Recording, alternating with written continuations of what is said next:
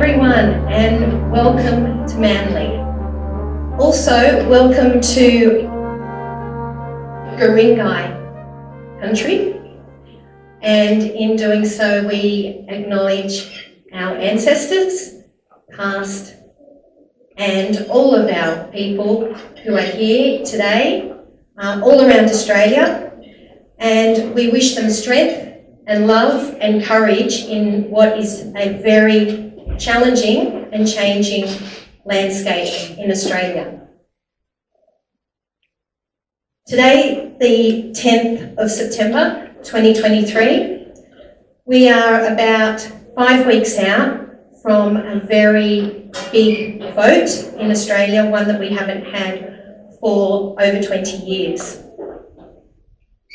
And on that day, on the 14th of October, we are going to be asked to make a decision, and a decision that will change our constitution.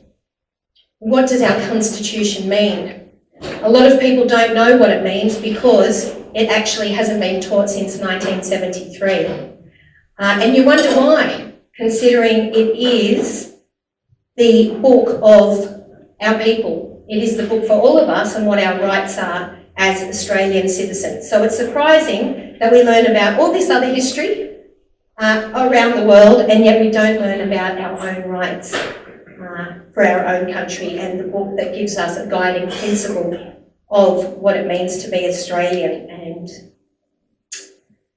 so, with this topic being so controversial, I'd like to first ask that everybody just be respectful of each other's views. There are going to be different views in the room. There's going to be different feelings that people have about the topic, and so many things in Australia right now.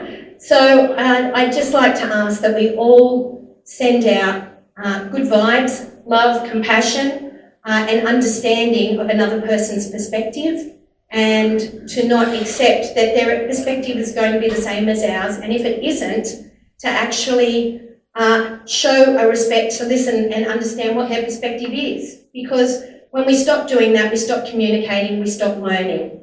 And when we stop learning, we stop growing. So I thank you all for being here to actually learn and grow and learn more about what it means, what our Constitution means, and from a different perspective, and from our speakers today, what their perspective is. So thank you. And hands up if you've had a chance to look at our very quickly put up concernedcitizensDOTinfo website. Okay, thank you. So we came about this because there seemed to be so much information, and I actually got a flyer, which I can show you later, but I got a flyer in the mail from an organisation that I'm a part of, and it said all the reasons we should vote for yes. And there were 3 main reasons. And one was it's the right thing to do. And the second one was that Aboriginal people, who I should say like to be called Original Tribal people, deserve to have more services. And the last one was, I'll tell you in the next section. But when I saw that, I thought, really wasn't compelling. Although I have always felt that Aboriginal tribal people need more than what they're currently getting, particularly in remote communities. So that's what inspired me to speak to a couple of people and get together to organise today's event. So I thank those people, and I also thank Miles, who's about to speak now, Miles Cray, who has done extensive research into the Constitution.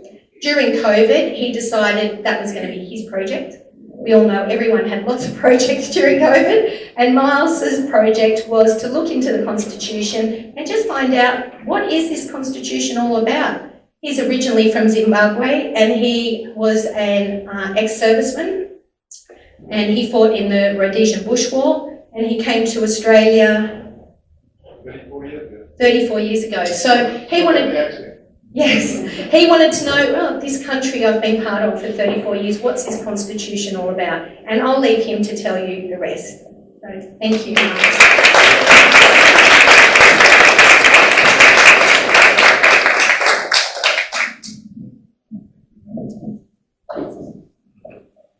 G'day. Is that really Aussie? G'day? Yes. We used to use it often, but more good day than g'day. That's a G apostrophe. That's a few, yes. We like to abbreviate things, of course, then. Yeah, I haven't noticed it with my name or anything, Milo and sort of Milo. But it's good. Great. Yeah, so thanks very much. We've got a great audience here by the looks of things, and I'm hoping that I can actually transfer some knowledge across. I guess where I got started on this was I got quite angry about the lockdown, and I wanted to know what gave a bunch of politicians basically the right to do what they did and destroy people's lives, families, etc., which we've seen in hindsight. And I went seeking information. I said, well, what are our rights? I've been a citizen here for a long time, and they didn't give me a little book. When I became a citizen, I got a passport, which was great, but I didn't get, and I got a beautiful citizenship certificate, okay, as a registered citizen. So I went looking, and I got quite a few varied answers from different people, and there's some very learned people out there, especially in the area of common law, which is what this constitution actually addresses. Okay? So I still couldn't get a succinct answer. So I've got myself one of these little books, you can mention that, one of these little books, which is our constitution. And I haven't met him before, Mr. Paul Fletcher. He heard me at the front desk getting these books because they wanted to know what my ABN number was I getting any revenue for it, etc. And I said to them, do you understand that this book is available to all your constituents, free of charge? Oh, but we only get 50 a year. Well, that's your internal budgetary problem. It's got nothing to do with what you should be doing. And he heard me, and I met him yesterday because I was also at another event like this yesterday where we had Warren Mundine and Tony Abbott talking to a group like this, probably about the same number actually. And they kind of agreed with the same things, same sentiment that you just outlined with those three things on the voting. It's very emotional type literature. Nothing to do with facts or solving the problem, it's all about emotion. So I guess where I'm coming from, I will be voting no. I'll declare that up front. And for the main reason is what I've seen through my research in the Constitution. To try and make this better for people to understand and get in this and say, go off and read this, and then, ask questions kind of thing. It is pretty straightforward, but there's a lot of context missing in this thing. Okay? And so what I did is I put together a timeline from when it started in 1900. It was actually, the Act came out in 1901, 1st of January. It was signed off by the Queen at that stage, the Crown. Okay? And what really disturbed me is the inconsistencies with what's happened to our Constitution. And things that have been done some of them underhand, some of them I believe innocently, and I put that in inverted commas, but I believe some of it has been innocently done through bureaucracies, where people assume power that they don't really have. And it's just an evolution thing as the bureaucracy gets bigger and bigger. Things happen unless you've got an eye on what's every aspect of that. And that covers all bureaucracy. Okay? So there are assumed powers in bureaucracy. I don't think in the political side of things there's also been assumed things like preferential voting. That's not covered in the Constitution at all. And that's used to drop people into areas who are not actually voted on by the community that wants. So that's also in this constitution. Okay? So I put that together, and it looks a mishmash. This one's actually done specifically for you guys. I've got a number of versions of them, and some of them have got more in-depth discussion points behind some of the highlighted items. Okay? So I'll just blow this up a bit.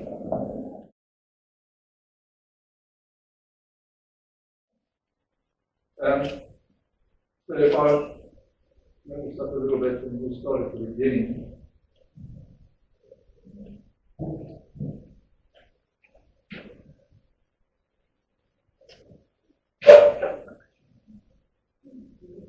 So I started pretty straightforward, and I kind of set the scene of what our Constitution, where it came from, the intent of it. And I think the word intent is going to become more and more, I guess, used in common law. And I have seen a number of cases where even our Supreme Court judges have used intent as opposed to a direct translation of the words, right? And because if you look at the Constitution, it was based on the Magna Carta, it was based on the Bill of Rights, it was also based on British precedents in law, because it came from their common law. And it came from King James' Bible, which is God's law. And the reason we've got a thing called common law is that the kings still decided that they were above the commoners in every else, even above God's law. So we have, if you look at the King James Bible, it's very clear of the intent of what is freedom to a person, what is legal, what is not. And a lot of it goes back to your conscience. I'm upset with what happened over there. Or am I just going to walk away and leave it? As an example, okay? But my conscience says, no, I've got to do something about it. That's kind of the intent of this whole thing. If you look at the American Constitution, it's very, very clear. Most people know the whole thing backwards. Okay? That was removed, as you said earlier, deliberately removed from our education system. Why? You could ask yourself. Why would you do that? So, I guess I'm not the bearer of good news along this timeline, but I'm going to go through each one. I think I've only got 20 minutes, is that right? 15 now. Fast forward. So, okay, I also define what a constitution is, and basically a constitution is pretty straightforward. It's a set of rules that you operate by, and that's what it's meant to be for the government. But when you've got a government the Prime Minister right now has broken our constitution. He's not followed due process for a referendum. A referendum is meant to be generated by the people, not a politician.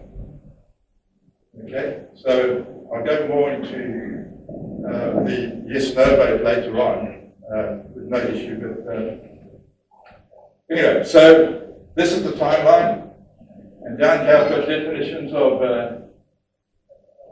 because there's different definitions of what a constitution is, okay, but the reason I put this in is that you've got to understand before this constitution came out, we had state constitutions.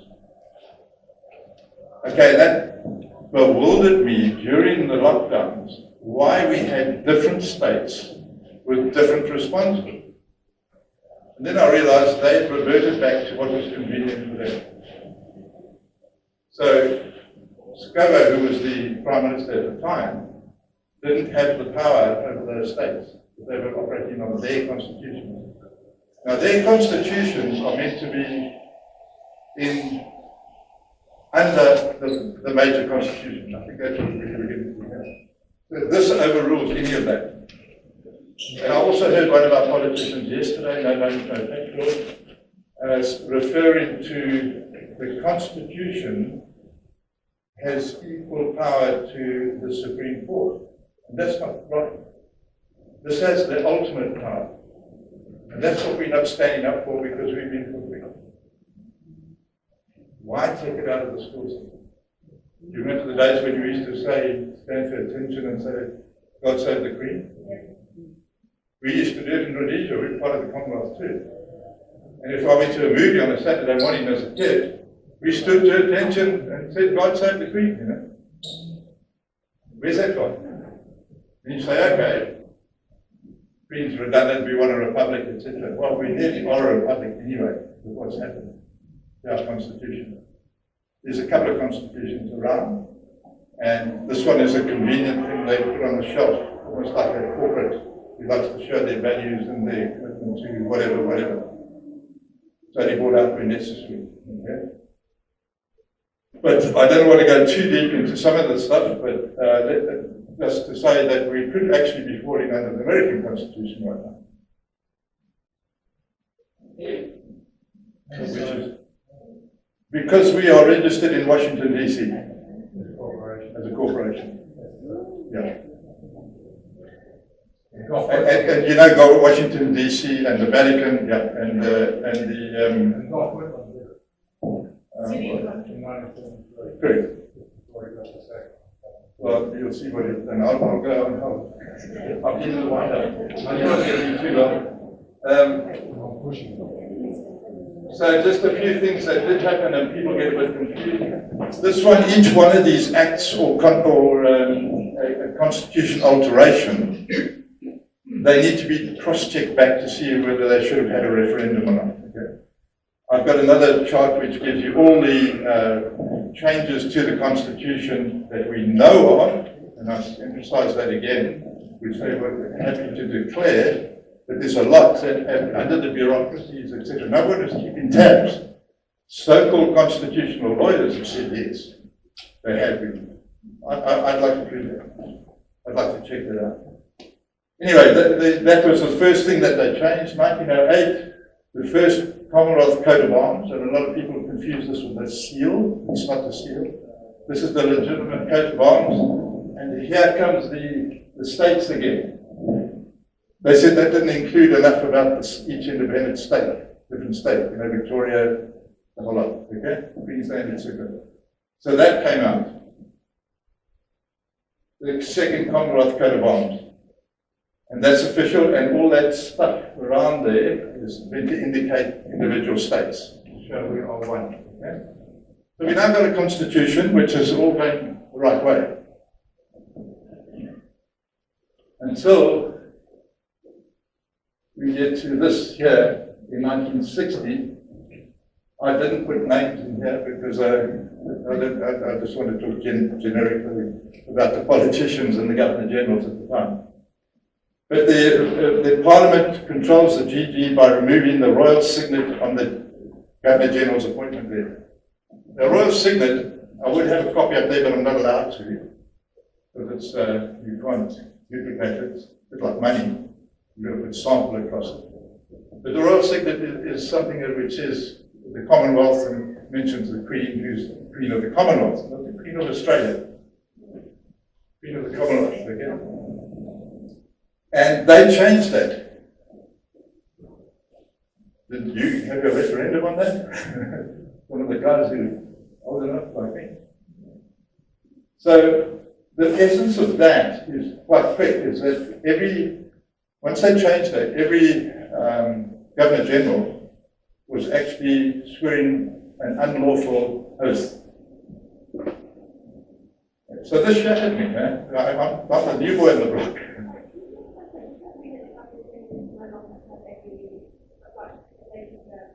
They actually, the way they've set it up, they actually report to the Prime Minister, as opposed to the head of the Commonwealth, the Queen or the King, now the King, Charlie. Yes. So that's why you heard that it was almost a joke when ScoMo was being sworn in. Do you remember that? There was that hiccup with the wording and all that sort of stuff. Yeah. So, but all that came, I didn't know that at the time, by the way. So every member of Parliament has not signed the correct oath either. So they think they are, and I think a lot of them don't understand. I think it's innocent. I do believe that, even though they're politicians. But I do believe that. So, other things that happened in 1966, we changed to decimalisation. Do you remember that? We went around the whole Commonwealth. To be cool in the world, you had to get decimalised.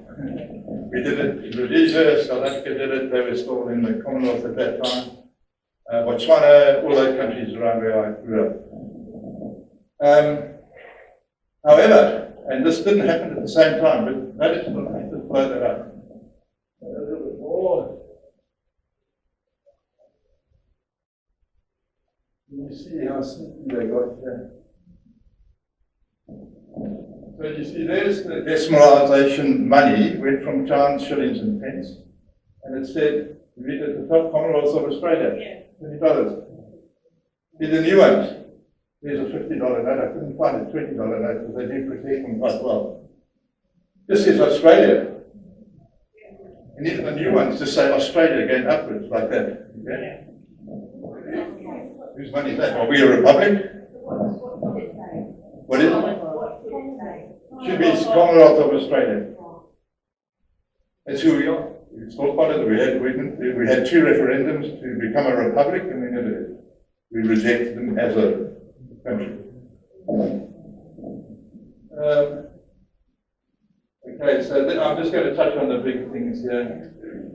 So they get worse. This one really got to me, because I met a lot of your guys when we were serving in the Rhodesian Bush War.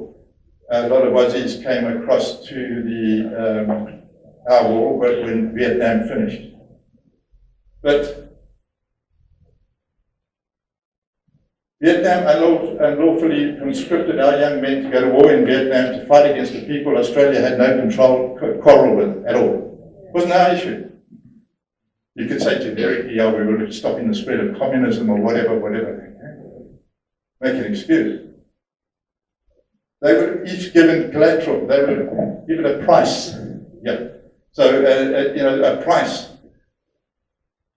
And that's how they paid off loans. So if you put in 100,000 soldiers, they're each worth X amount of money, and that paid off loans to the US.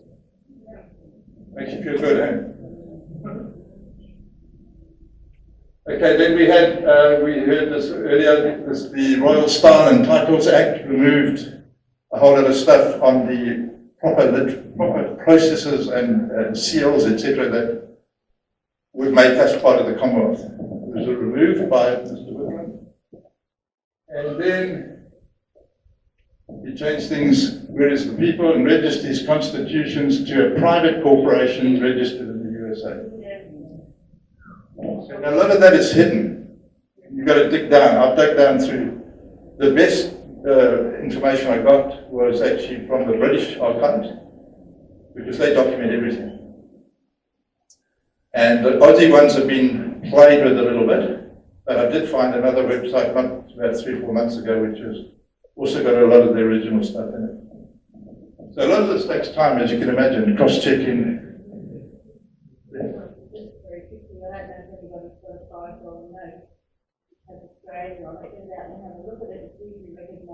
The Queen of Australia. Yeah. I didn't know we had one.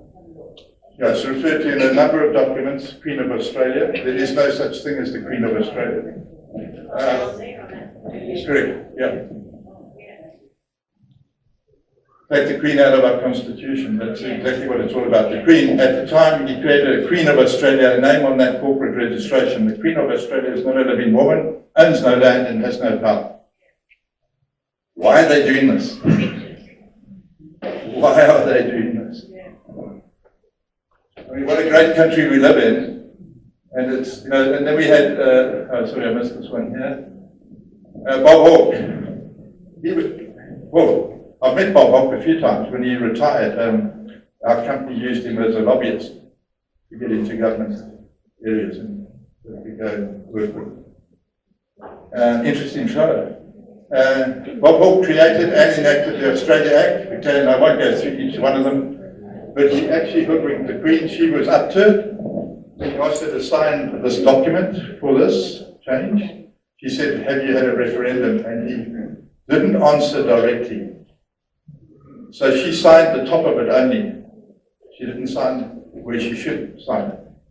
He then signed it and put it into law, but he didn't use his full name. He used Bob Hope. It's not his legal name.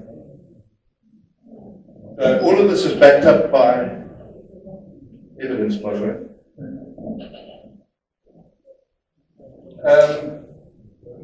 So I'll just summarize this point quickly. Are all acts and legislation passed, are they constitutional? I'm just asking questions. Foreign troops on Australian soil, indemnity. There was a rumour that was done at the time of COVID, that any foreign troops that came here were granted indemnity. Now, I haven't proved that entirely yet. Yeah, that's where it started. Is each state under a pre-Australian Constitution Act during COVID? I can't prove it, but the acts and the way they've done things. Why couldn't I go into Western Australia? My passport, Australian passport, says I've got free travel throughout this country. And here's a desperate Dan, and what's his name in Western Australia, saying, no, you can't come. Yeah. So anyway, I brought up a whole lot of questions here, okay, about our constitution. And then I just decided, okay, I will just add this in the voice. These are some of my points, some of other points. The Constitution belongs to all Australians. Once you set something in the Constitution, it's pretty much set in stone. It should be. We'll take another referendum to change anything. We've got to lobby like people are doing right now. One group should not have a separate part of the Constitution. We are all equal Australians. And I know that I get supported by a lot of the original people here as well on that basis. And I, having come from Africa and seen what happens over there with dictators and you name it, we cannot allow that to happen. We are all together. This is all together. The whole thing, I think it's unlawful because he hasn't followed due process. And he's got no details. So what are we signing up for if you're saying yes? Government to give you what they've done before?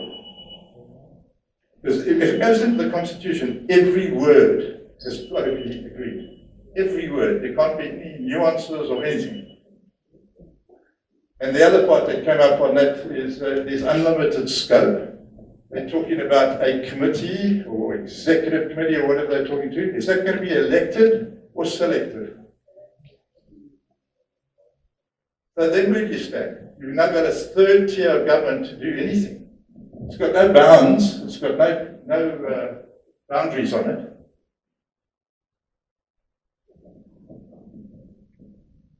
I found this duplication because I've been looking at the National Indigenous Australians Agency. Is that right? It's still called that. But they've just been granted $4.3 billion for this coming year. They are doing the same thing as the Voice is meant to do. Why would we change it? If that's not doing the job like it should be, getting to the grassroots of the people out there, then let's remove those corporate buggers in the way.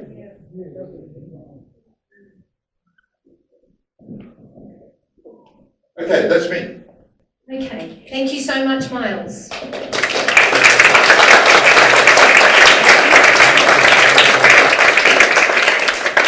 And you mentioned he was holding up the Constitution earlier, and I do have a copy for everyone here to take away this afternoon, but you have to stay till the end.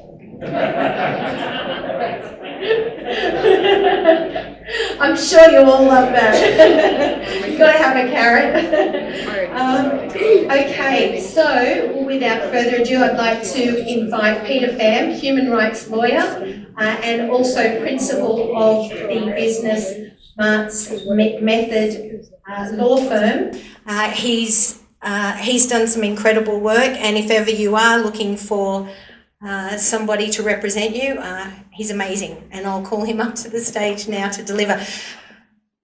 We did have another speaker, and we'll put her presentation up online. unfortunately, TransLink cancelled her trip from Brisbane, and so she wasn't able to make it. She has recorded it though, and seeing we're going to be a bit short on time, we'll put it on our website, and it's called, it's from Melissa Partridge, and it's the best interest, what is in the best interest of the children.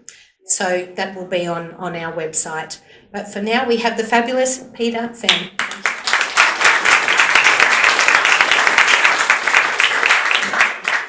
Hello everyone, good to be here, good to see you all. I'm going to give two disclaimers before I talk. The first one is that I don't have much love for the government, to be honest, but I do love people. So, and what I mean by that is I love human beings. So if I say something that's challenging, if you find it challenging, it might be possibly because you're identifying with something that the government has given you, which is a construct. That's why I don't love it. It's just a construct. But I love you because you're a person. So just remember that. Second disclaimer, and it's important because of the history and the context of the relationship between Aboriginal and Torres Strait Islander people and non-Aboriginal and Torres Strait Islander people in this country, is that I'm not Aboriginal or Torres Strait Islander. Frankly, therefore, the voice should not be any of my business. I believe that it's disrespectful and inappropriate for non-Aboriginal Torres Strait Islander people to make decisions which purport to affect the lives of Aboriginal and Torres Strait Islander people. That's what's been happening here for more than 200 years. It hasn't done either side any good. But the government's forcing me and everybody else to vote on what is best for Aboriginal and Torres Strait Islander people in a referendum. That's 97% of the population that's not Aboriginal or Torres Strait Islander voting on what's best for 3% of the population. To me, that shows a sense of ownership over those people, and I don't like that. But I am a human rights lawyer, so people listen to me about human rights issues. I don't say they necessarily should, but the approach that I have taken to The Voice is spending as much time as I can consulting with Aboriginal and Torres Strait Islanders, particularly elders, about the Voice referendum, and asking them what they think about it, and asking them what they want. So a lot of what I'm saying today, I say with the blessing of those people, and those people I respect. The truth is the truth, even if most of us have forgotten it. Aboriginal and Torres Strait Islander people here have one of the purest tethers, connections to that truth. For me to learn about my ancestors, I have to go read inscriptions on tombs. Their old people still hold and live the truth, even though we've tried pretty hard to interrupt them. So I'm going to talk about sovereignty. A lot of elders have expressed a fear to me that by consenting to The Voice, that they will agree or acknowledge that they are a part of the Australian system and that this might be used against them to argue that they don't retain their own sovereignty. On the other side, I've heard concerns from non-Aboriginal or Torres Strait Islander people that The Voice will have the ability to usurp democratic processes. So what I would say to answer both of those things is this, and I'm talking now about law, LAW, the British common law legal system in which I work. There are competing sovereignties on this land at law in the English common law legal system. Aboriginal and Torres Strait Islander people have never declared themselves subjects of the LAW law. They've never declared themselves subjects to the Queen or the King or the Commonwealth. They have their own older law, which is the law of the land. Upon coming here, the British unilaterally declared terra nullius, that this land belonged to no one, and operated on that basis. On the basis that it became theirs and that the native people could be ignored and in many cases extinguished. In a famous case, Mabo, the High Court of this legal system said that on conquest or settlement, root title in Australia vested in the Crown. This is called a grund norm, which is like a basic rule in law, something that's necessary in order for a system to make sense. If the High Court said anything other than that, the entire system would lose legitimacy. So the High Court said that on conquest or settlement, title to this place vested in the Crown. And they said native title exists, but it's subordinate to the Crown's title to the land. It's underneath it. So the High Court basically confirmed that they think that the Crown owns this land. Again, that's obvious, because if they didn't say that, it would delegitimise the whole country. But there's 2 points here. It's true that the first people of this land never ceded what we call sovereignty. They never consented to the occupation of Britain on this land. And that means we have competing sovereignties. That's just the reality. There are competing sovereignties on this land. Second thing I'll say is that in international law, Australia is a party to the UN Declaration on the Rights of Indigenous People. That declaration actually says that the first people on this land retain sovereignty over this land, and it makes clear, and this is what the declaration says, not what I'm saying, that Australia is guilty of an illegal occupation on this land by the definitions in that declaration. This means that in international law, if any of the original sovereign tribes on this land were recognised by another nation, Australia could be taken to the International Court of Justice and tried for things like genocide and illegal occupation. Now, other than the potential to be hauled before the International Court of Justice, the international treaties and covenants don't hold much sway here, as we all experienced over the past few years in particular. Unless they're actually enshrined into domestic law, they're relatively powerless. So what does all of that mean? Well, Aboriginal and Torres Strait Islander people have sovereignty over this land, and I'm using that quotation mark because sovereignty itself is a Western concept, but they've never entered into any treaty with the people who occupied the land after them, which is us. The Commonwealth claims sovereignty over this land by virtue of having conquered it. At international law, that's illegal, but international law doesn't hold much sway domestically unless we voluntarily choose to let it. So here's the question, right? So we've got all of that set up. There are competing sovereignties here. Here's the question. What would it mean if Aboriginal people consented on some level to being included in the Constitution? Would it mean that they accept that they are a part of this system rather than retaining a legitimate claim that they exist outside of it? Could that ever be used against them? What about in the broader context that many of us know about what is happening in the world right now? The centralisation of power in bodies of elite technocrats and bureaucrats. Indigenous sovereignty around the world is a massive obstacle to that because the mechanisms that are being forced onto us hold no authority over the law and customs of people who were here first and technically never consented to the operation of those systems on this land. Here's a key question. Is including Indigenous people within the Constitution intended to rope them into a framework so that they can't help save the rest of us from it? I personally don't blame Aboriginal and Torres Strait Islander people from being sceptical that this could be the true intention behind the voice. I've seen and studied the way that the government here works. It's not just our government. Many governments around the world are working in this way. And it didn't just start with COVID. It became a lot more obvious and a lot more people are now aware of it, but it's been happening for a long time. So I support the elders who believe that agreeing to the voice might dilute their claim to sovereignty, and I would not be so disrespectful as to dismiss their fears.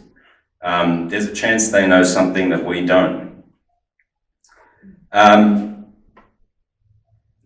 One of the things I hear about a lot is that apparently Aboriginal people were consulted, Aboriginal Torres Strait Islander people were consulted about the voice. The idea of a small group of representatives making decisions on behalf of a collective, which is what the voice is trying to implement, is something that's baked into the legal system of this land. And when I say that, I mean the Westminster legal system. That's not the way that Aboriginal and Torres Strait Islander people do things. They don't have a small number of people making decisions on behalf of a whole. There's a couple of elders speaking after me, so I won't speak to things I'm not qualified to speak to. But it seems that the government might try to claim that by consulting with the Voice, they're going to be taking into account the views of Aboriginal and Torres Strait Islander people. My question would be, how is that even possible, given that Aboriginal and Torres Strait Islander people do not operate within a hierarchical, top-down societal structure? Are we seeking to force a particular model of governance, which we are used to, onto a people who operate on an entirely different governmental and cultural framework? Even if well-intentioned, is that actually going to have a positive impact, given it fundamentally misunderstands the ancient systems and law of the people it is purporting to help? Besides all of that, I'm told time and time again that the consultation that the government keeps referring to was actually selective and based on corporate interests, not based on a genuine desire to consult with anybody here. I can't confirm that, but I have to say it doesn't surprise me. So, I'm just going to close with a few comments which I think are important. The government here has never cared about the well-being of Aboriginal and Torres Strait Islander people. That's history, it's clear, it's in the record. So history suggests the Voice is not about that. In the past few years, those of us who didn't already know it realised that the government doesn't care that much about us either. So maybe we can realise that we all have something in common, right? We also know that all anybody is talking about at the moment is the Voice. It's everywhere, right? It's in the mainstream media. Everybody knows how corrupt the mainstream media is. It doesn't matter what side of politics you're on or how much of a conspiracy theorist you are. Mainstream media is bought and sold. It's a marketplace. The Voice is everywhere in the mainstream media. We know that one of their main tactics is distraction. It's been happening for a very long time. Misdirection. They try desperately to make us look in one direction so that we don't realise what's going on over there. That's the way a lot of legislation is passed. There's a crisis or a perceived crisis or an alleged crisis. Look at the laws that are passing during that time. They always involve massive impositions on human rights. Classic example is the terrorism laws that came in after 9/11, during 9/11. Very invasive surveillance laws that we're seeing play out now with all the facial recognition stuff that's going on. So what are they trying to distract us from? What could they be trying to distract us from? I'll give you three things. It's what they're always trying to distract us from. First, from what's actually going on, what they're actually implementing. Central bank digital currencies, digital surveillance, censorship via the misinformation bill they're trying to pass, actions of the World Health Organization, World Economic Forum, tidal wave of vaccine injuries and deaths, attempted mitigation of all of our individual civil liberties for the benefit of a globalist technocratic system where the few who know best control the many who can't be trusted with liberty. Second thing, maybe more importantly, from ourselves and our own well-being. Where our focus goes, energy flows. If we're focusing on external issues, and especially arguing about them, we're not focusing on being the best versions of ourselves. Best versions of ourselves wouldn't stand for any of this. We are unmovable. We are full of light and love. We don't allow our fellow human beings, our collective values, our collective well-being to be trodden on nor ourselves. We don't compromise our kids for the sake of our own reputational comfort. So how are we doing? How are you doing? Is there something that you could be doing, some work you could be doing on yourself that you're not doing because you're arguing about the Voice? Thirdly, it's about division, divide and conquer. The more inflammatory debates and polarising topics that they throw into the community, the more likely we are to spend all of our time fighting each other instead of realising that actually our common enemy is the organisation that is throwing these polarising topics into the community.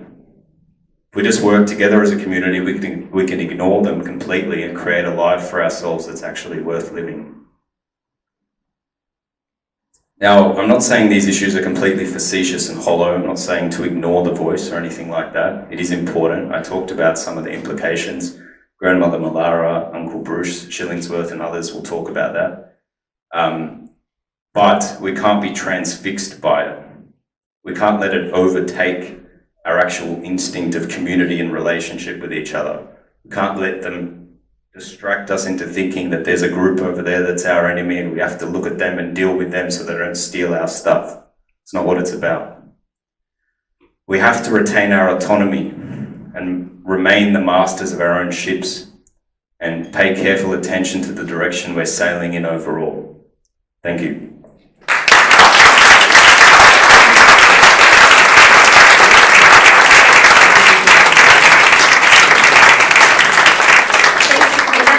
He doesn't know I'm going to ask him a couple of questions. So thank you very much for your take on the voice. And it's all quite huge, as we can hear. Something else that Peter is very good at as well is understanding the Australian Communication Media Authority bill that is going to come up very soon. At the moment, it's all been, as Peter said, it's all been overridden by the voice, everything is. But the ACMA bill, which it's often referred to, the Australian the Australian Communications and Media Authority, that stands for ACMA. Currently, they really don't have a lot of authority. They don't do much really at all, but they're about to be doing a lot. And that is going to be running the media misinformation and disinformation bill. So I was going to ask Peter if he could take 5 minutes or so, just to give us 5 to 10 minutes to give us the ACMA bill that's approaching, fast approaching. Sure.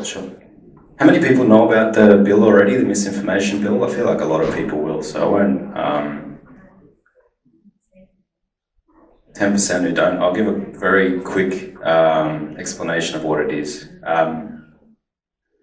As Marie said, it's a bill that purports to allow the Australian Communications and Media Authority, which is a Commonwealth entity, the power to mete out criminal and civil penalties to anybody who publishes something on the internet. So some people think it's just the social media platforms themselves, but it's anybody who publishes something on the internet to more than one other person. So basically, if you put anything online that breaches a code or a standard or a regulation that the ACMA can create themselves, you can be fined or actually criminally charged. So people have been up in arms about it because it allows, what it does is it allows the government unilateral control over what is actually allowed onto the internet.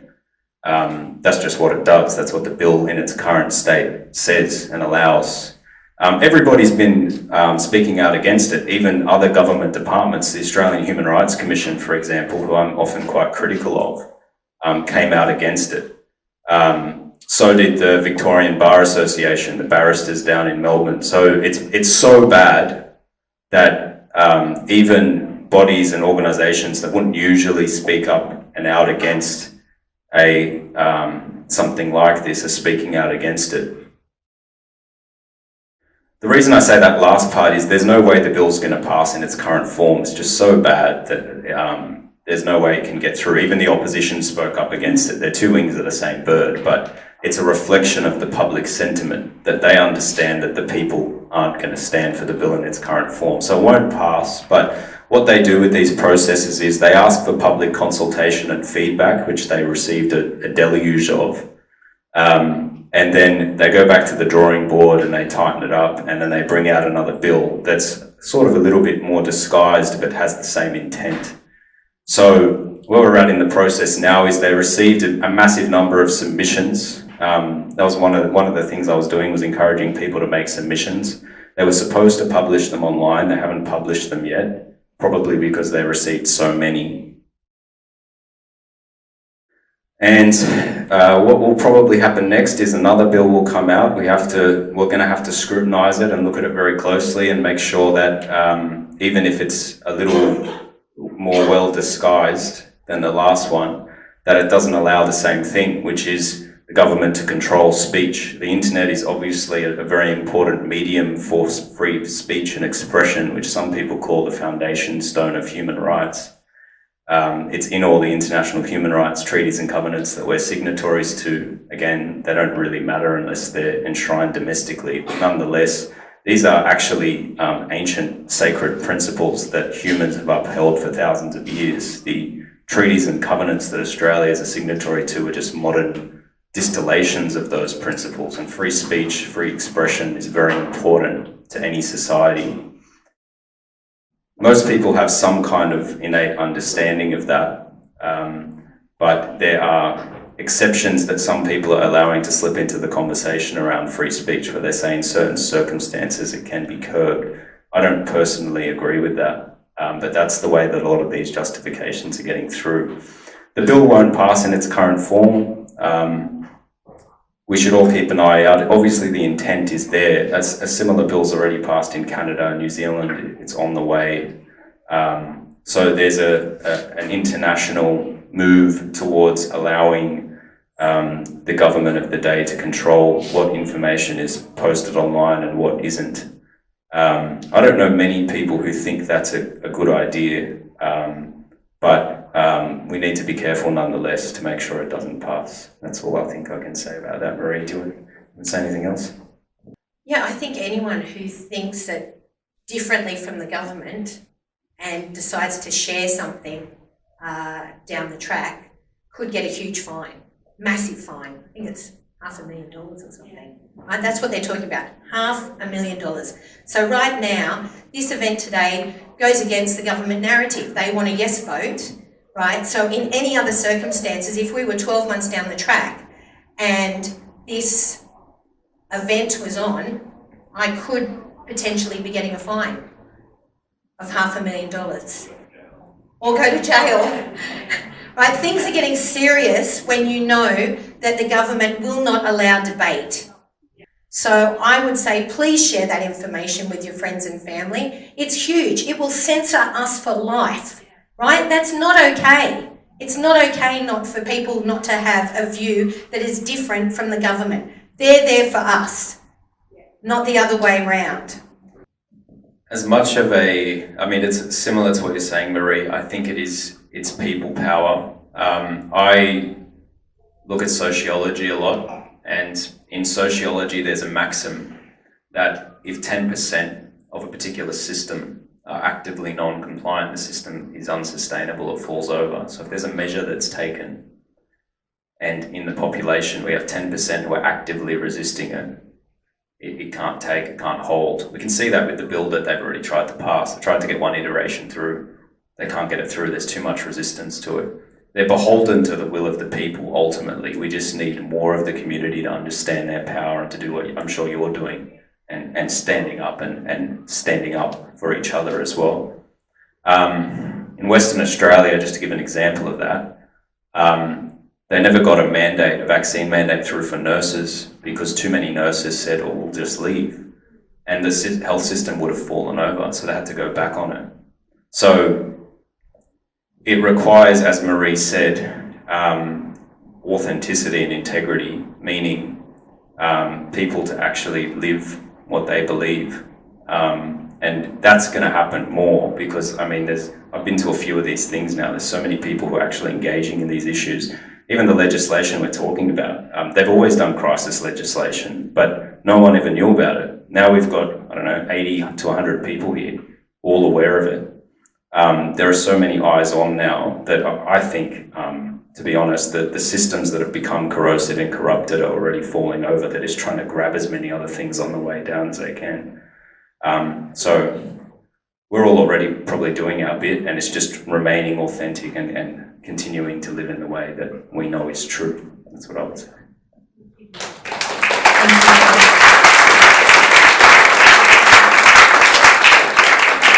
Okay, so it's great to support people who are standing up and not being afraid and being authentic, just like Peter Pham is. This is his website. He didn't know that I was doing this. I'm just doing this because I think it's the right thing to do. People are giving up their time and being courageous and speaking their truth. And so if anyone is looking for a lawyer, then here's his details. And he's doing so much voluntary work, but he still has to eat and live, and he has a young family. So he's just being very humble, but please do keep his details in mind. He's in the city and he does all sorts of work that he can do for you, but he does focus on human rights. So thank you again for taking the time. I have the wonderful grandmother Malara. Some of you may have seen her work on YouTube. Some great talks of hers are going around. And if you haven't, well, now's the chance to be able to experience her great information. She has a Juris Doctor and is an elder for her people. She originally comes from South Australia, her people, and New South Wales, and I'll let her tell you all the rest. Please welcome Grandmother Malara.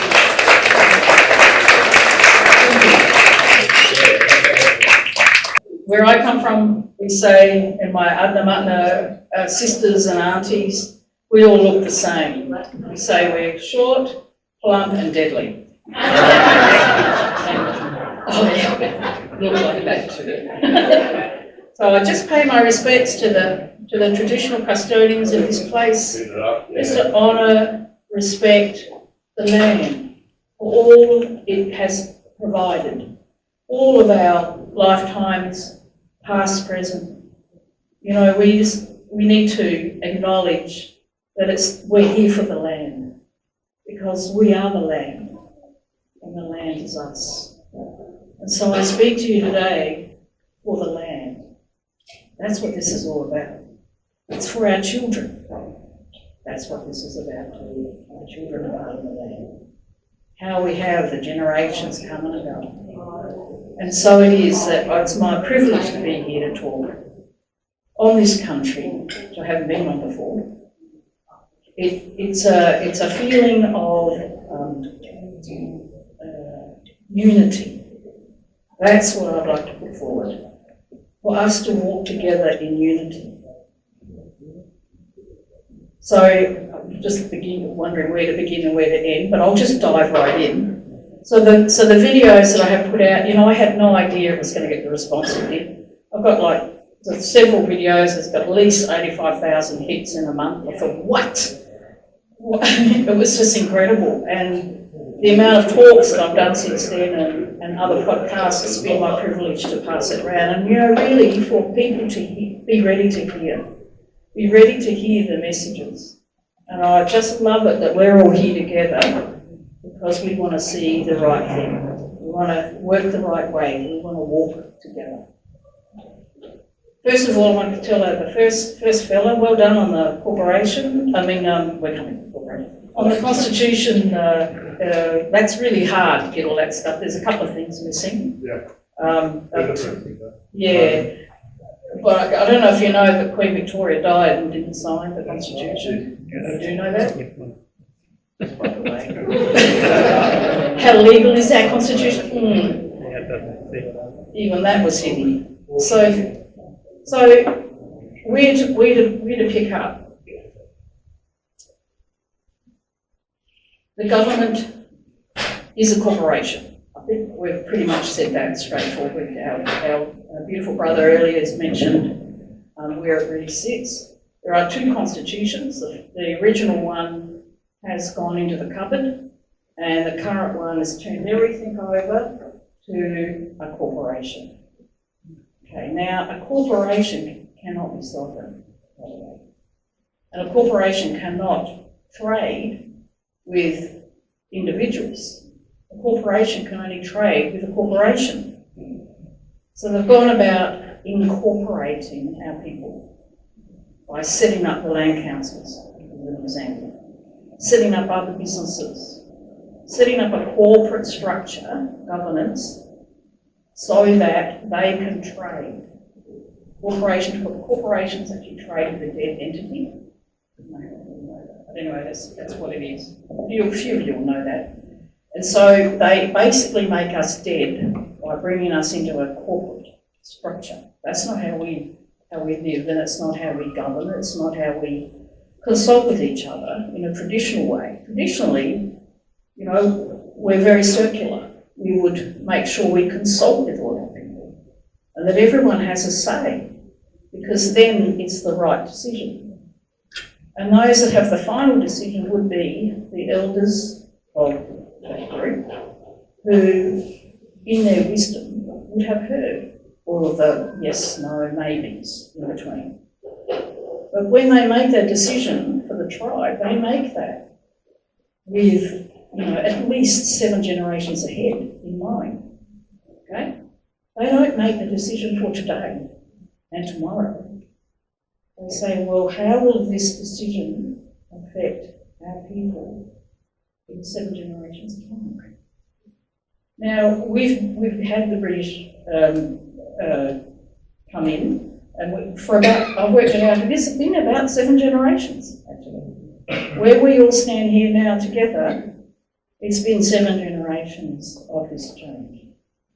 So we are the beginning of the next 7 generations, folks, all of you.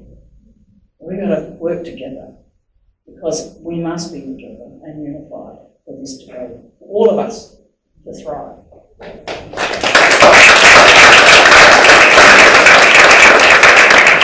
So I'm going to just explain, and I want to leave a lot of room for questions, because that's the best way I can respond. But just to put it in context, so we'll go back to the government. What is the government? The government is, as we said, it's a corporation. So what is a corporation? A corporation is run by a board of directors. And those board of directors are selected. Some, depending on the corporation, there might be some election. So our board of directors that we're talking about are the politicians. Right? Some might get elected, a lot of them get selected, unbeknownst to us. So I think we're waking up more that there's some rigging that goes on with the elections. Who would have thought? And so as the directors of the corporation, they've declared that their board, when they come together, is sovereign. A corporation cannot be sovereign over the land. It can't be sovereign over the people either. It can only be within its corporation as sovereign. They call it the parliament. So when we talk about sovereign, it's not an English, well, it's an English word, it's a trickery. It's not a word that we would use. We would say we're boss of self. Right? That's how we say it. Right? We're boss of self. My people would have said, we're not Australian. They said, we're Adnyamatna, or we're Bunjalung, or what's the local Guringai. Oh, hello. Oh yeah, I'm Guringai. That's what they would have said. That is what it meant to be sovereign. Okay? It wasn't about being under a corporate structure at all. And to be boss of self means that you have your autonomy to make decisions for your life. That's what it means. And so we've had our people have had a lot of, and all of us have had a lot of rules and regulations put over us and stopped us from being free, which is really unacceptable. They've taken away our sovereign rights, but that's because we came under this veil of the corporation. I don't get too confused with that, so I'll just keep it there. But the Parliament, they say they are sovereign. They're sovereign within their structure, which is a corporation. We, however, over here, say, well, no, we don't want to be part of that. Why would we want to be part of that? You just keep telling us what to do and what not to do. We want our freedom and to be boss of self. That's here. And we have our own trouble, our own way of doing things, our own governance. it may not look pretty with some of our people who are really suffering out there. And then we've got the opposite with what we say the corporate blacks, those who are doing very well within a corporation and are not actually helping our people who are out in the tribal lands. So we have a division within our own culture, our own tribal people. We want to repair that. But the way to do it is to get you mob to walk with us. There's only a small number of us. I mean, how would people feel if someone from another culture was making a decision for you? I don't think you'd like it very well. That's how we feel. We're like, this is our business. Stay out of it. Leave us to our business. We're starting to form our tribal councils again, because that was taken away. Land councils is a corporation set up by the corporation. It's to manipulate the country that they are looking out for. Well, they're not really, a lot of them are selling out the country. They get money for that. Follow the money.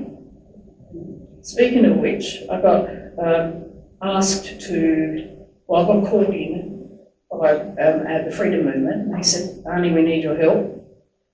Apparently we can't have any signs that says vote no unless there's an authorisation. This is true. And so, yeah. So here we have, and it was said earlier, if you vote, all of the organisations saying vote yes have all been paid $15,000 to do that. If you didn't know that, there you go. And they don't have to report it. So what came through from the Electoral Commission, whatever they are, AEC, is that for anyone that's advertising the no, first of all, you had to declare, are you getting money for that? And is that money $15,200 or more? You see what's happened just there, just on that first point? So the government have been paying everybody else $15,000. They don't have to get worried about any authorisation, not required. But if you get $15,200 plus, then you've got to declare it. So these people weren't getting anything. I said, no worries. They said, so the second thing is there has to be an authorisation on all of the material.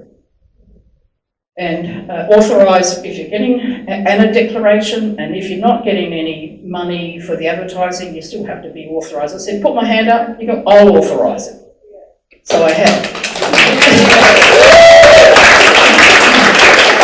There are some stickers, there might be some left on the table there of some of them. But we've now put out more in the stickers. We're actually saying, and I'm coming to this next point. Thanks, Rory. I'm coming to the next point, which is, what if you voted yes? What would happen? What would happen is the corporate takeover of all of our land will happen.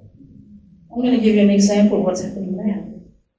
In Victoria. So in Victoria, you may know or you may not know, there's already been some work there about getting a treaty. By the way, a corporation can't treaty with people. They need another corporation. So that's the other reason they're trying to incorporate us, to get a treaty a la an agreement that's going to get over the line on behalf of the government, not us, not you, but them. So this is what's happening in Victoria. They've actually started this process. And they have now, the government have now digitised all of the land titles, all of them. And the next bit is, have they? I don't know about if this is happening in New South Wales, but I can tell you it's happening in Victoria. They've now sold all of those land titles to a private company in New York. And it acts like a lien. So the government get money for the land. If you apply that across the whole of Australia, are you starting to see what the picture is that we know? And then if I add more to that and say to you that the government is actually bankrupt, you can see why they are absolutely desperate. It's desperate times for them. If this doesn't get over the line, it all crumbles. Hallelujah, will that be that day? So, if any of you think that this isn't about you, you've got another thing coming. It's in disguise. By the way, I've had nobody from government, nobody challenge anything I've said. They tried to. They paid the RMIT University to try and counter what I've said. Within days of my first broadcast, I couldn't believe it. I thought, whoa, they really worry.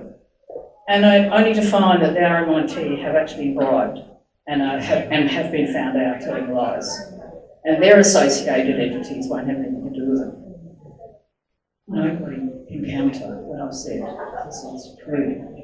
And because I hold both law, the LAW, and law, LORE, it's a pretty strong position to be in. They can't have a go at me.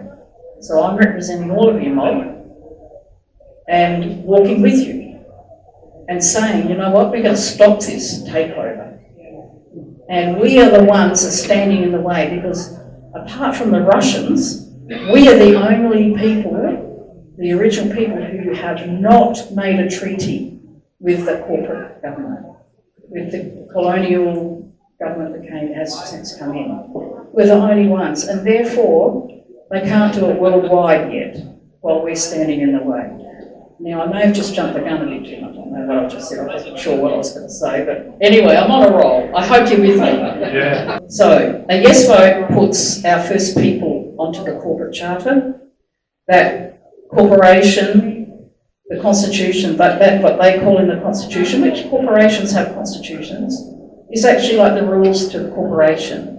It's not the original corporate constitution. So, by putting us on that charter, we lose our voice, actually.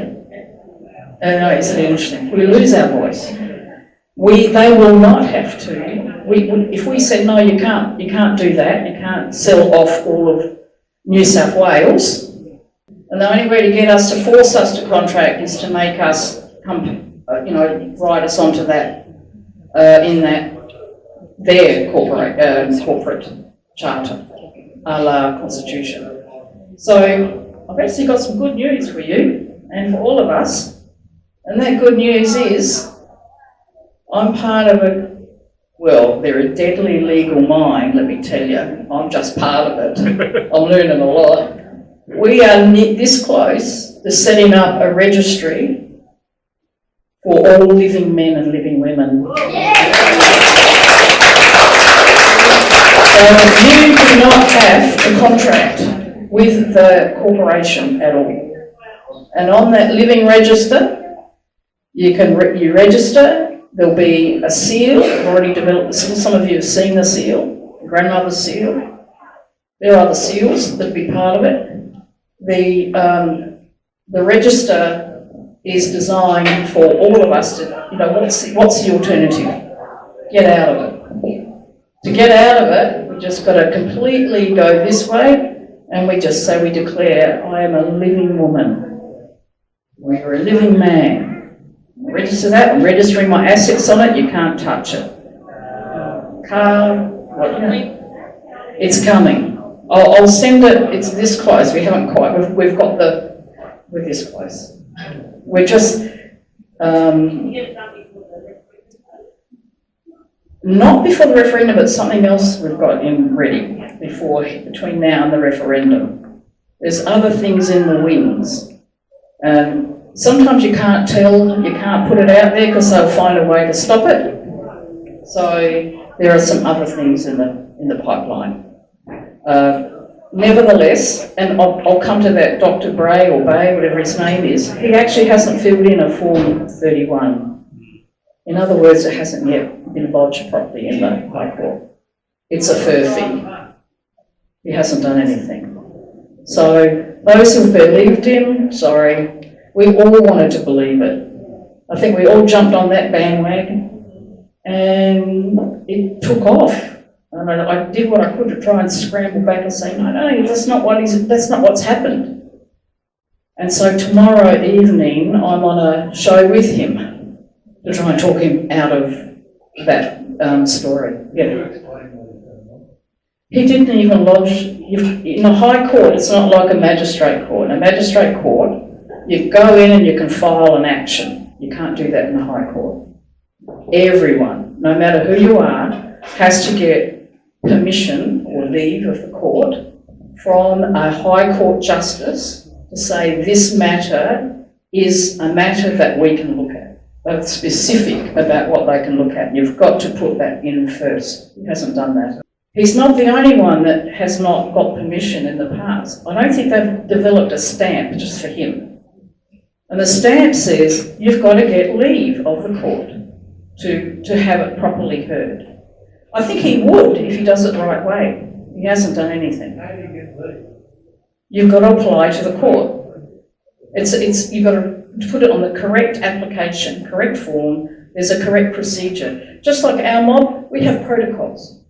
Right? You've got protocols. You don't just go straight to an elder who has authority to make decisions on behalf of a tribe without going through protocols. Same thing. Let's get our facts right, and that way we know that we can stand on the facts. The grandmothers say, anything not based in truth now will crumble. Watch this space, it's crumbling. Just a bit about, back to the voice, who's behind the voice? And I have got this on my website. Oh, what's that there?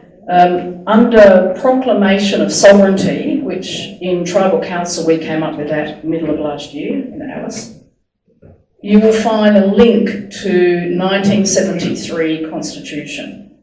And in that link, you'll find a ton of resources, because people were asking me, they couldn't find any information about the 1973 changes, couldn't find any information about the Uluru Statement being a furphy, they couldn't find any information, blah, blah, blah, blah. So I said, I put a page together. And so do go to there if you're looking for more information. I want to ask, what Aboriginal and Torres Strait Islander corporation would they be contracting with? Yes, they're contracting But with the government. What corporations would they, like the Land Council, what other corporations would they be contracting with other than? They're contracting with corporations, they're not contracting. Which one, do you know which one? Oh, it depends. Like I know the corporation of my country, which is now under special administration, have been contracting with mining companies. They've been contracting with the government. They've been contracting with other Indigenous or Aboriginal or Original, whatever they call themselves, other corporations. So it would just be part of a pyramid system? Correct. So that would go against what we believe in? Correct. It's not our governance at all. And it has hurt our people. It has actually caused a great deal of division and community hardship. And I was a whistleblower for my corporation, only to find now, we've got them in the Supreme Court, in the challenge, that we didn't get ready for this. We're looking for $60 million. Now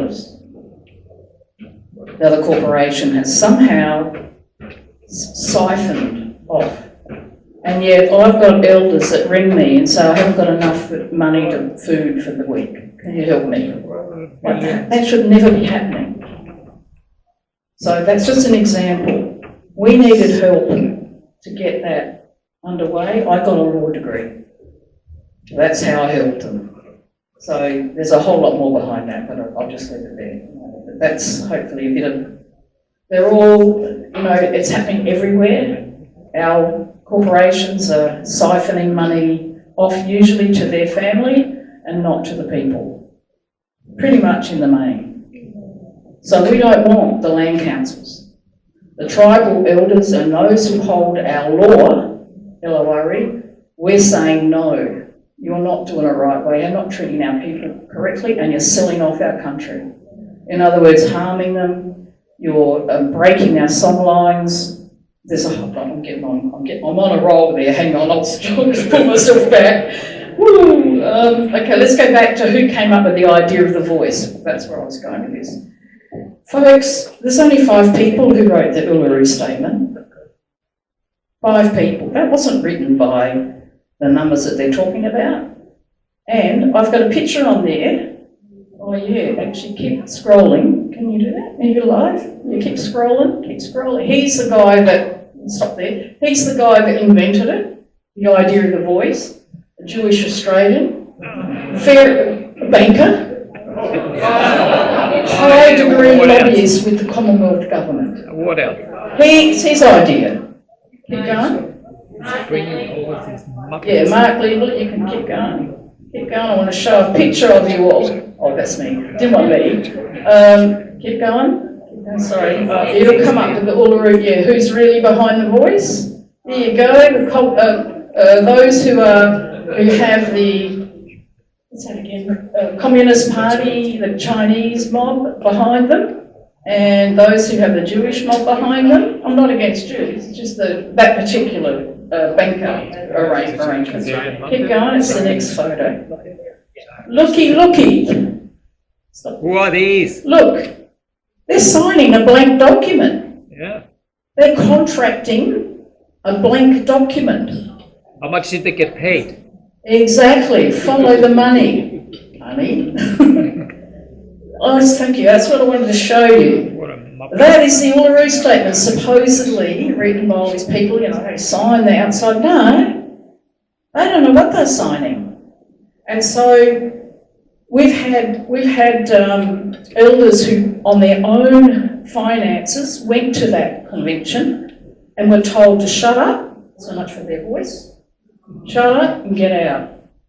They didn't agree with the corporation line and were told they couldn't speak. So much for us giving us a voice. Not true. And then there were others who were paid to go. They travelled up from Adelaide, and they went up to Alice for the convention, and then they said afterwards they had no idea that this was going to happen, and they feel really shamed now because they weren't told the truth about what was going to happen. They were just there as a number. Stupid. It really didn't happen the way we've been told. Now, this young man that's been touted, is it Marlo? Right, Mayo. He's not an Aboriginal man. That's right, yeah. Is he? I think he's Pakistani. Is it? Filipino? Yeah, Thomas Mayo. His actual real name is Major. Last name, Major.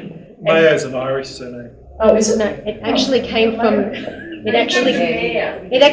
from me. Oh, he dropped the R anyway. So, yeah, he's not one of us. He cannot speak for us. And that's the other thing too, is we have something like 250 nations. Oh, even that word is sort of been taken from the American. We have 250 tribes in this country at least. You can't be saying that, the corporate government can speak for all of us. No, and never ever have we been able to speak for other tribes. We respect that tribe's governance, always. And it's always we have the principles of caring and sharing, not take the whole lot for yourself. That's not our way. Our way is to welcome people in, adopt people. So one of the groups up north that I'm in contact with, what they're doing, they've reinstated their tribal council, and they're now meeting with the local council people, not the government local council, but the local people who are forming their own group, their own council, and they're treating with them. That's fine. That's entirely up to them. But the people who live in their area, the treaty with them, with the original mob. And the original mob are calling them new, whatever their mob name is. So new Murrays. We have the Murrays in Queensland. It could be new Bunjalung, whatever the group is that you are, new Wiradjuri. But they're doing, and it's fantastic. bringing in people together. There's so many people who've contacted me. I've had hundreds of people contact me about the issue of how can we help? We want to walk with you. How can that happen? Well, that's happening, and that's a wonderful model. And that way, everybody looks after country, and those who are the new mob coming in to join the original mob, they can learn something about our culture, they can learn our language, and learn what's really important about taking care of country. The land. This is all about the land.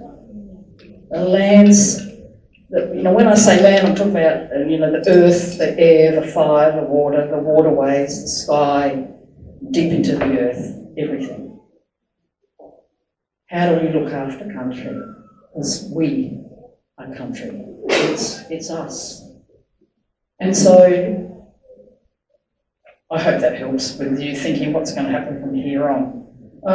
Anything else that I didn't say? I did say that the government's bankrupted and so selling off country, they'd love to sell off the whole of Australia, and then the New World Order would take over.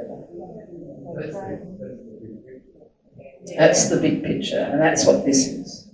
Yes, so the Living Register will give you an opportunity to, everyone could become part of the Living Register. Hallelujah. I'm working with some really smart people, I tell you. Thank you, Marie.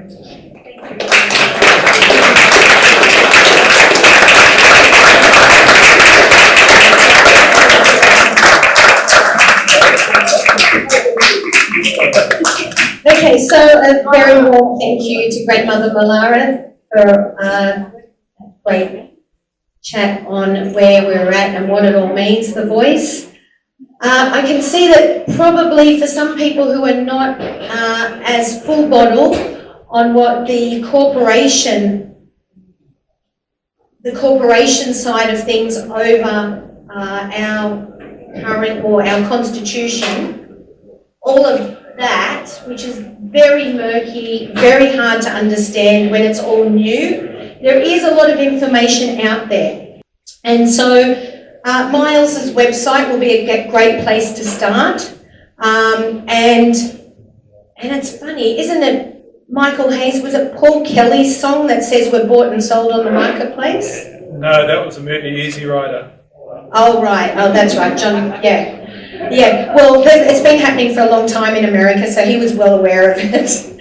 And he said something along the lines of, I'm free, I'm cruising on my motorbike, and then the guy replies back, you think you're free? You're bought and sold on the marketplace, man, So, without further ado, I'd like to introduce Ruth Shillingsworth, who is an activist and an artist, and will fill you in more about this statement from the heart.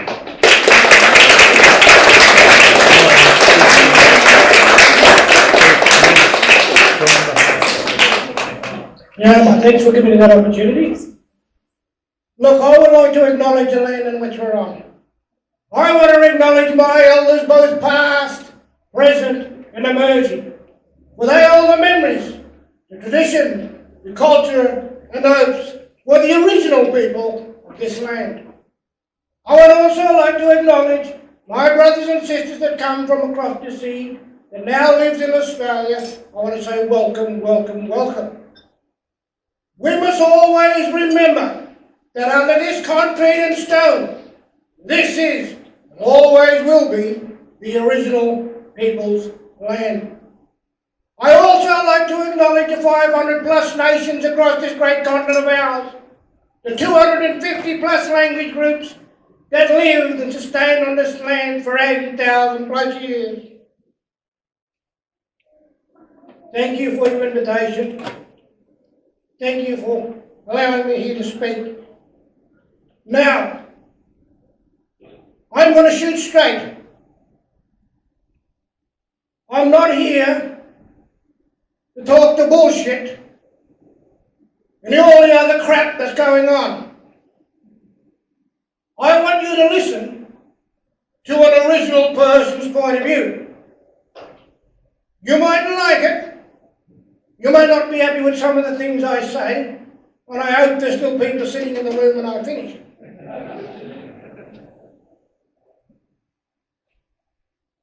Here's an image. Think of a bird. A bird got two wings. A left wing, a right wing. It's got a body, it's got a tail. What controls the body? The rudder. No, not the wings. What's in the head? Where's the brains here? Am I talking to people that's got brains? No. The brain is controlling the wings. We've got all the right wings, you've got all the left wings, you've got all the political parties. But who controls them? Think about it. Am I right or wrong? Right, I'm glad you're listening. The Aboriginal and Torres Strait Islander voice referendum. Think about those words.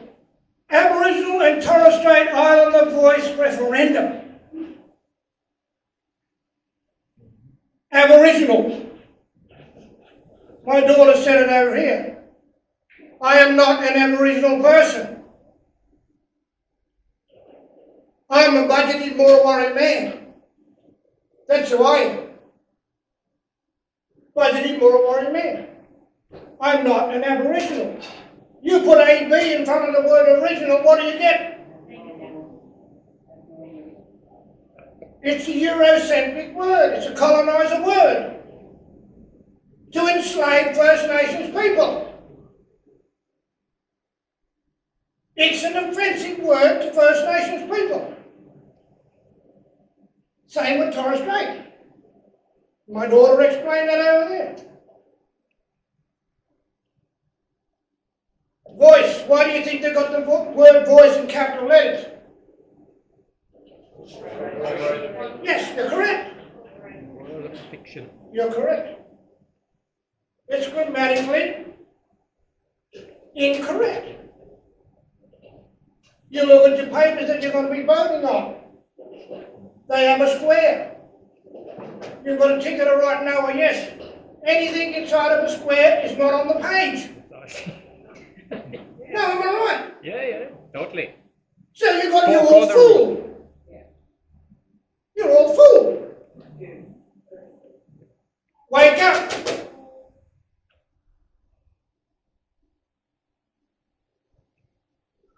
Now, are the Aboriginal people, and I don't like the word, First Nation or the original people, are in your constitution? Have a guess. How am I in your constitution? What was 1967 referendum was all about? To make us equal. Why do we need a voice? You don't need it.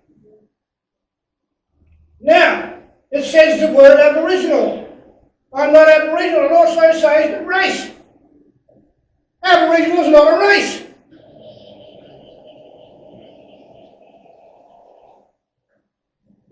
Am I in your constitution? There you go, you change your mind. So I'm not. So this referendum is about contract. It's all about commerce, it's trade and commerce. Why do they want us into the Constitution? Because they know that we have a power here. Who has the power? People. Why do they need us in the Constitution? There must be some power that we hold. First Nation. Yes. We hold some of the power here. Why do you want a treaty and a contract? I want to tell you a question. There's two laws on this country. One's creator's law, one's natural law, which is we go by. Your other law is fictitious. It has no jurisdiction on this land. Admiralty maritime law, let me go there. Maritime and admiralty law is a law of the sea. Law meaning sea or water.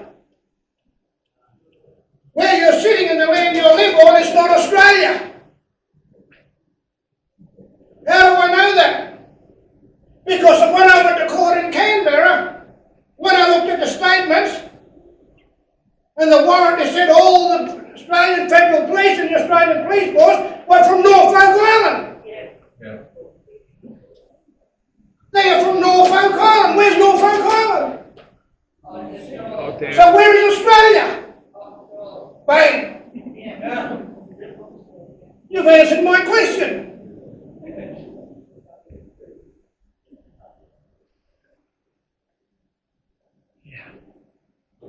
Your Australian government is an American corporation. Going on Aboriginal maritime law, which law to see, they have no jurisdiction on this land. Whose jurisdiction? Who's got the real jurisdiction? Do you? The original people have the proper jurisdiction. The Aboriginal people or the original people have the proper jurisdiction of this land. They have the bloodline connection to the land you're sitting on. You've been fooled by this government. All your courts are run by the banks. Your judicial system are run by the banks. Wake up! I'm sorry I've been so fiery. Am I right? Yes. That's issue number one. Issue number two. 97% of non-Indigenous people, listen to this very carefully and I want you to get it in your head. 97% of non-Indigenous people are going to be voting for the 3%. Think about it. So that makes us a 97% non-Indigenous voice. No, am I right? Yes. It's racist. She said it's not right.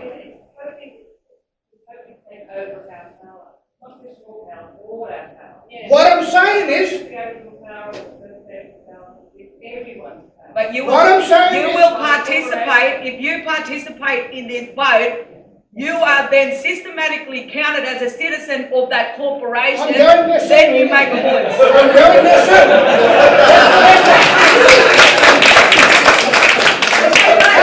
We will have question time soon. Yes. Please continue on. So 97% of non-Indigenous people are going to be making decisions for the 3%. That's a no-no. That's a no-no. In my law, LORE, I cannot make decision for another sister or brother's nation. Now, Linda Burney, which is Wiradjuri, the Aboriginal minister, she's a Wiradjuri woman, cannot make decisions for me as a budget in Wurrungary man. That's law. LORE. There's a difference. LORE has the proper authority here. Son, can you hold that kangaroo skin up for me? There is my law. There is my law. When people talk about treaties, we as First Nations people has to treaty with one another first. Before we can make a treaty with another construct or another system. Now, let me educate you. Our contracts came through our totem system. The totem, my totem is the black kangaroo, and a small animal called the marsupial, which is a paddington. Now, our contracts and treaty were through our totem system, which crisscrossed across Australia. Already set in place. We had it already set in place. What all the people in Australia who have studied law has not studied the real law. Correct?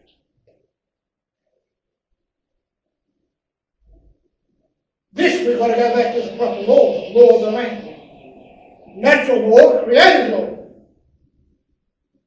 No other law sits above creative law. Am I right? proper law. This law is playing you around. There is no justice in this law system. This is why you got divorced. That's issue number 2. Issue number 3. The 250 people that went to Uluru does not represent the 500 plus nations. There was no one at the Uluru that represented my nation, Murrawari budgeting, because they can't. 500 nations are not going to agree on the voice. Am I right or wrong? My mob want to stay sovereign. And we have a right under international law. International rights to First Nations people. We have a right to self-determine. We have a right to make our own decisions.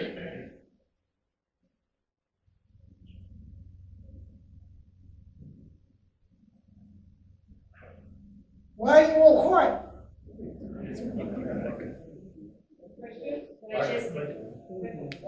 Questions going to come later. Let me take on a few more issues, yeah? And I hope I haven't changed your mind. So the 550 people at Uluru does not represent the 500 plus nation. Think about it. Qantas flew them there. Who paid for their food? Who paid for their accommodation? Twiggy Forest. Wait! Follow the money. Your mining companies. Your big corporations. The member for Reinhardt. Because all the mob that went there worked for the government and the corporations. Your land councils, your native titles. And Ali, the member for Reinhardt. All of them. You see how flawed it is? I can go on and on. But this is the problem we face. Now your constitution. I'm going to go back to your constitution. Your constitution violates Section 51, our religious rights.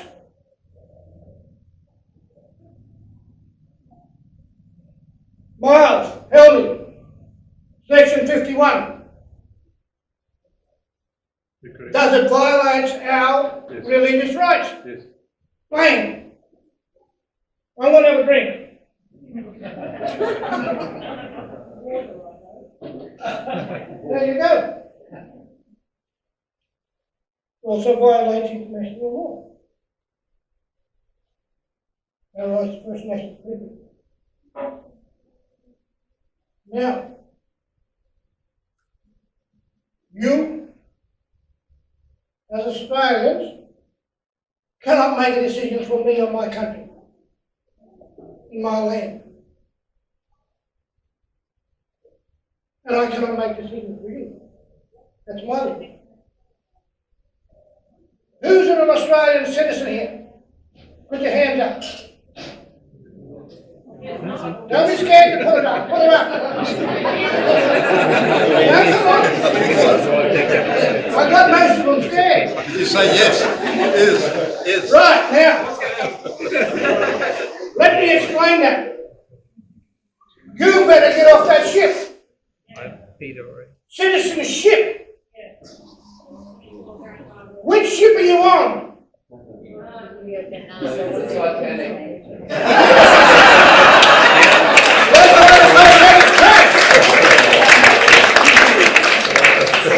That's why the Titanic's now out of the water. No. You're an Australian citizenship, or you're a citizen, mean you're a member of their corporation. Am I right or wrong? So when are you going to get off that ship? Anything with ship in it, ship on the end of it, you better get off it. And anything with the word con, C-O-N, constitution, reconciliation, all the con words have got the con.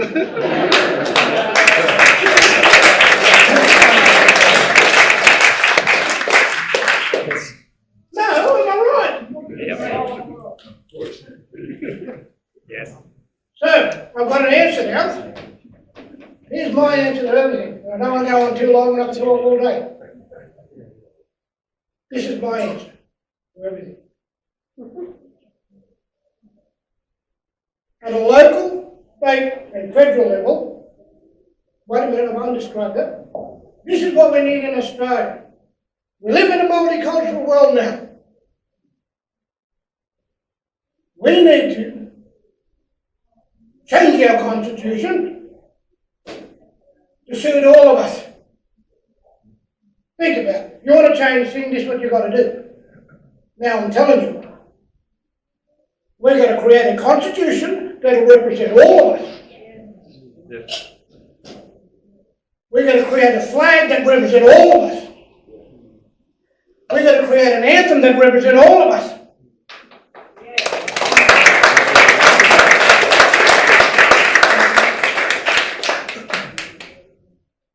If I'm stupid, you can tell me to go. But when we want to talk about the real change, this is what we want to do. Now, I believe that we all have something to contribute. We're going to now work as a collective. We are the change. Because you all just said we have the power. The power is in the people. So we can make a difference. Now, my grandson over there, Bruce the Third, doesn't know what's going on. Bruce over there, my son, that's his son Bruce, so there's 3 generations. You miss one, you'll get the other. But my children, your children, are going to live in a world what we create. I'm not here for myself. You're not here for yourself. We're here for the generation, for our children and our children's children. We're going to create a more safer environment and a more peaceful environment for our next generation. We're also going to look after Mother Earth, which is our mother that sustains us. First Nation people are not just fighting for land rights, we are fighting for the land. We need the waters, we need the rivers, we need the trees to survive. Why are we cutting down our trees? When our trees give us oxygen, we may as well cut our throats. There's more than just fighting for land rights. Now we're going to start connecting you guys back to Mother Earth. And we're going to learn the proper law, the proper jurisdiction on this country. There is an old prophecy that said, in the end days, all tribes, nations and tongues are going to come together. I see that on the horizon. Can you see it? Yes. We're going to have a modern day corollary. That's why I can see it's coming. We need to come together more often. Right? You all agree? Yes. Let me finish off. The answer to it. At a local, state and federal level, we need to set up our, like Arnie said, our tribal councils. I don't like the word tribal, but we're going to set up our elders mob that has the proper jurisdiction on the land. With the elders mob, then you'll be able to work with a non-Indigenous council. The original mob, non-Indigenous. That's at a local, in a state, and a federal level. At a federal level, we should have the 500 plus nations parliament working alongside the non-Indigenous parliament. Is that hard? Put the mic down because you're No. All those 500 plus nations has to have their own parliament, working alongside the other parliament. Why would you want to have a second parliament? Well, only one. Because 128. Because of the painful past, and I think that you need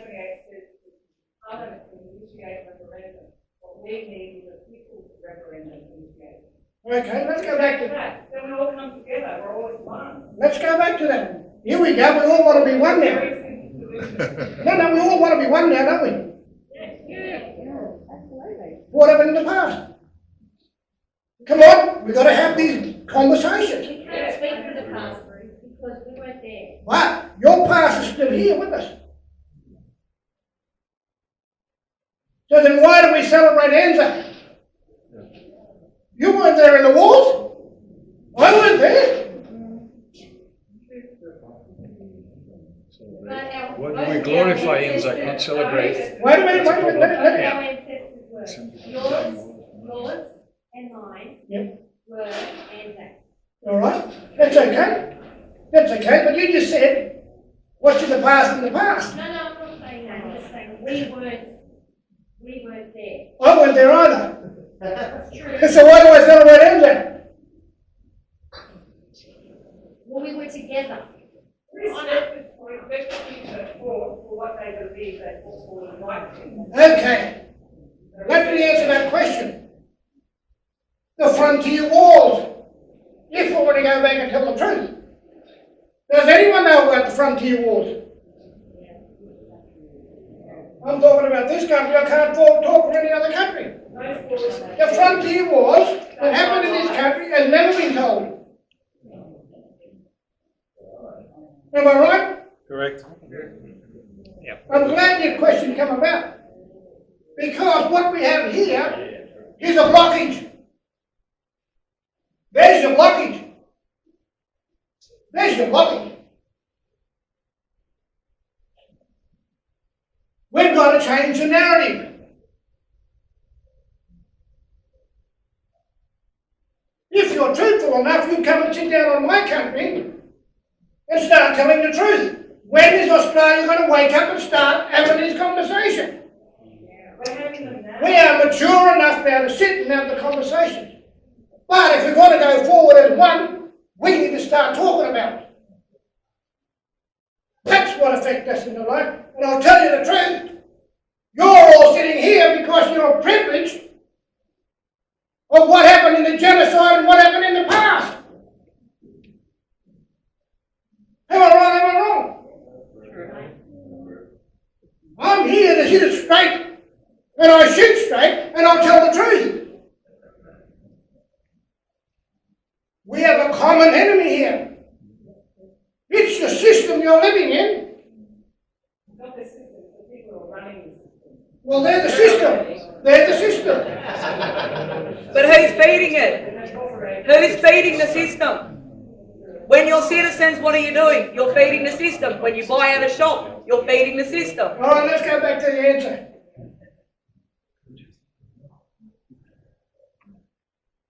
The answer's here.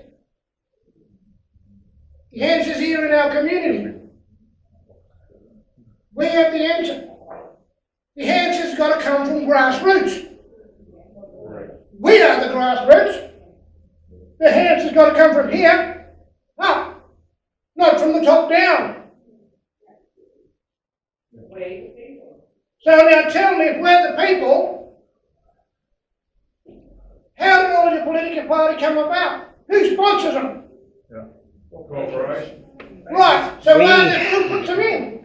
The corporation. Well, who put them in there? Who voted? Yeah, the people. Well, who's the silly one? Well, the people that voted the people in. Corporation. No. We're the people that voted them in. Yeah, but we still voted them in. Now, here's my last question. You vote all your MPs and your political parties and your representatives in to represent you that are not listening at the moment. to form a government which had no jurisdiction.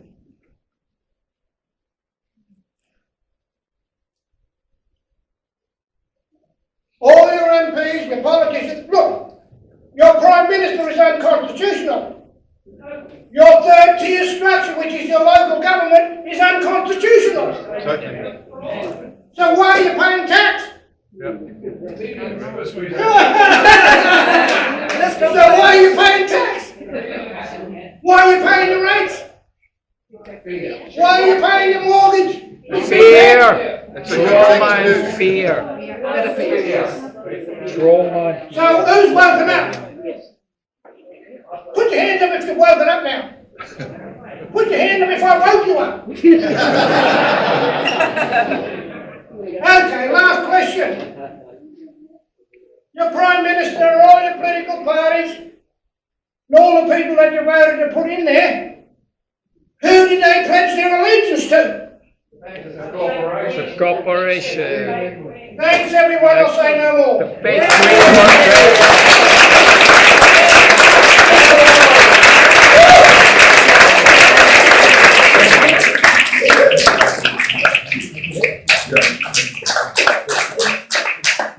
Thank you, Bruce. Wow, you might have got more than you bargained for. This is quite gorgeous in case you haven't seen it up close, and I'm just going to, Can I just say before I question? My son, young Bruce, is going head on with Andrew Bolt on Sky News. I'd like to get Bruce's granddaughter, that young one there with the white face. I think it's better that Surrey read it. This declaration formally establishes the lawful jurisdiction of the United Sovereign Nations of Terra Australis, with acknowledgement of the national sovereignty of each nation independently, autonomous with the right to self-determination.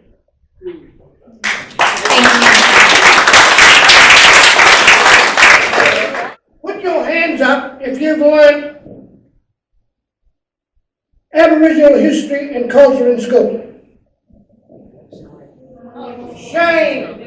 It's a shame. Wait a minute. That's a shame.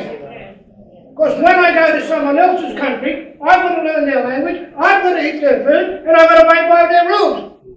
So when you come to my country, what do you need to do? So where's the problem here? It hasn't been put in your education system. That's from kindergarten or childcare right up to university. It's a failure of your government. And it's a failure of reconciliation. It's a failure of building relationship with the original people. Now, the answer to your question, the way we do it, is we take our kids out and sit them on country, because the four walls is not going to teach our kids everything. The school's out there. Now, the other land we're talking about is a land that our mother, our Creator has placed us on. Our Creator also gave us our laws and how to live and how to survive on this land. Right? And we still practice that. In 1973, Eddie Mabo, you all know about Eddie Mabo, in the High Courts of Australia proved that this land was terra nullius. Captain Cook said that no one lived on this land. But he was proven wrong. And that's what everything in this country is built on. A lie. Don't walk away, sis. I'm talking to you, I'm answering your question. Deanna, you listening? You need to listen to ask the question. I feel I'm shaking, that's why. Don't shake. Not an earthquake. But the land is very important. The land of Russia is very important. The land of all the other continents are important.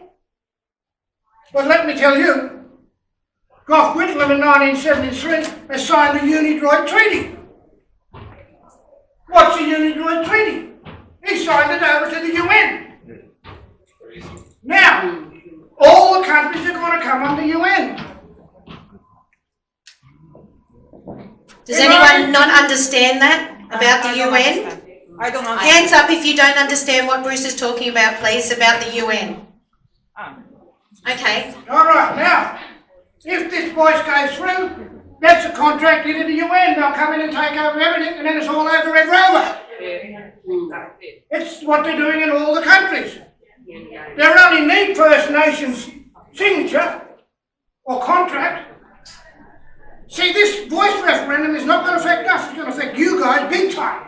Well, it's going to affect you too. So you need to start to wake up. Also in 1973, they took out the Royal Seal. Every act, laws and legislation after 1973 is null and void. Am I right? Yes. There you go.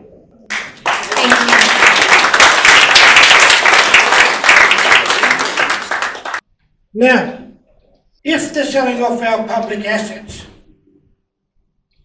public housing, public land, public transport, who own those things? Public.